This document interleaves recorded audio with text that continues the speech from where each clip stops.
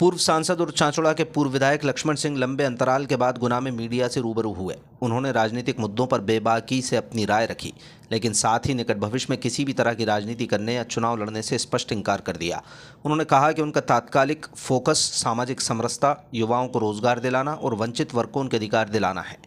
लक्ष्मण सिंह ने सरकार द्वारा चलाई जा रही फ्री योजनाओं पर कड़ी चिंता व्यक्त करते हुए कहा कि ये योजनाएं लोगों को सशक्त करने के बजाय उन पर ही वित्तीय भार बढ़ा रही हैं।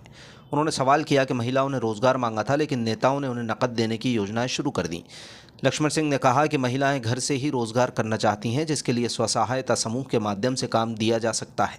उन्होंने गुना की महिलाओं द्वारा बांस से फर्नीचर बनाने का उदाहरण दिया और कहा कि सरकार को वित्त और मार्केटिंग के क्षेत्र में सहयोग करना चाहिए, न कि केवल मुफ्त में पैसा देना चाहिए। उन्होंने स्पष्ट किया कि फ्री योजनाओं में खर्च होने वाला पैसा आखिरकार लोगों की जेब से ही निकलता है। इससे सरकार लोगों पर ही भार बढ़ा रही है। उन्होंने बिहार चुनाव में तेजस्वी यादव की घोषणाओं को भी गैर प्रायोगिक बताया। लक्ष्मण सिंह ने कहा कि लोग जातिवाद और धर्म में बंटे हैं, जिससे शिक्षा, रोजगार और व्यापार जैसे महत्वपूर्ण मुद्दे पीछे छूट रहे हैं। पूर्व सांसद ने 15 नवंबर को गुना में कैंट से एक सामाजिक समरसता यात्रा निकालने की घोषणा की, जिसके बाद एक आम सभा भी होगी। उन्होंने साफ किया कि ये किसी दल का नहीं बल्कि सभी का मंच है। इसका मुख्य उद्देश्य स्थानीय स्तर पर रोजगार सृजन पर चर्चा करना होगा। पूर्व सांसद ने गुना जिले से लगभग 50 से 60 हज़ार मजदूरों के पलायन को एक महत्वपूर्ण मुद्दा बताया और कहा कि समरसता यात्रा में इस पर भी चर्चा होगी। उन्होंने स्थानीय युवाओं को साहूकारों के महंगे ब्याज से बचकर सही ब्याज दर पर बैंक लोन उपलब्ध कराने की वकालत की। उन्होंने आयुर्वेदिक खेती और वनों के संरक्षण को भी रोजगार सृजन का माध्यम बताया। आप सब पधारे, आप सबका स्वागत है। जैसा मैंने पहले कहा था कि हम प्रदेश की हर विधानसभा में एक सामाजिक समरसता यात्रा हम लोग निकालेंगे, क्योंकि आप देख रहे हैं कि किस तरह यहाँ हम लोग जातिवाद में बटे हैं, धर्म में बटे हैं। तो इससे किसी का लाभ नहीं हो रहा है। और जो मुद्दे हैं, रोजगार के मुद्दे हैं, शिक्षा के मुद्दे हैं, व्यापार के मुद्दे हैं, ये मुद्दे कहीं ना कहीं पिछड़ते जा रहे हैं। एक मुद्दा बहुत महत्वपूर्ण और है मजदूरों के पलायन का। अब गुना जिले से अगर आप आंकड़े निकालें, एक अंदाजन करीब 50-60 हज़ार मजदूर गुना जिले से पलायन करता है। उस पलायन को रोकने के लिए मैंने निरंतर प्रयास किए और काफ़ी हद तक हमने रोका भी था। जब ये कारखाना NFL गेल का लगा था, उस समय पलायन काफ़ी रुका था। फिर बांध बने, उससे पलायन रुका। कुछ वर्षों से एक सार्थक पहल पलायन रोकने की हम लोग नहीं कर पाए। जो भी कारण रहे हो, मैं किसी को दोष नहीं दे रहा हूँ, इसमें पहल करना आवश्यक है। ये बातें हैं, सब उनको हम लेके निकले हैं।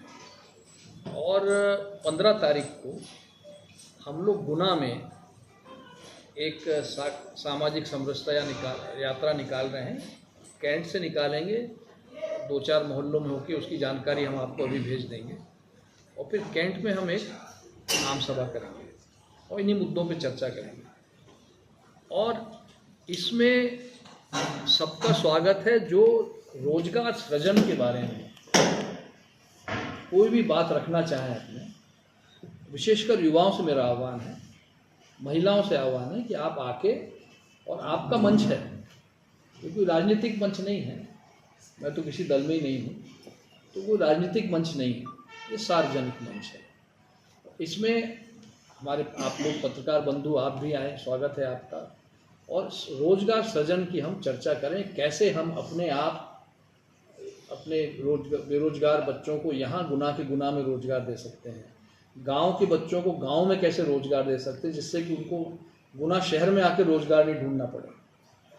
क्योंकि गुना शहर भी बढ़ते अब आप इसको कहाँ तक बढ़ाएंगे, तो ये सब गांव के लोग आके बस रहे हैं। और आज गुना में शहर में आप देख रहे हैं कितनी समस्याएं हो रही हैं।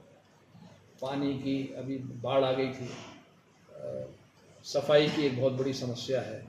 अच्छा, गुना शहर को आप बहुत ज़्यादा फैला नहीं सकते हैं। उसके कारण क्या है कि चारों तरफ आपके वन विभाग की भूमि है। आप रावगढ़ तरफ फैला नहीं सकते क्योंकि वन विभाग की भूमि है। आप इधर बमोरी तरफ बढ़ा नहीं सकते। अशोक नगर तरफ थोड़ा बहुत आप बढ़ा सकते हो, लेकिन वहाँ भी महंगी ज़मीनें हैं तो किसान छोड़ेगा नहीं, तो गुना फिर आखिर कहाँ बढ़ेगा। इसलिए गुना शहर में एक आबादी नियंत्रित रहे, गांव के लोगों को गांव में रोजगार मिले और हमको यहीं रोजगार मिले और गुना का विकास हो। इसी सोच के साथ हम लोग निकल रहे हैं। तो इसीलिए आपको यहाँ आमंत्रित किया था। आपके कोई सवाल हो तो आप मुझसे पूछ सकते हैं। धन्यवाद।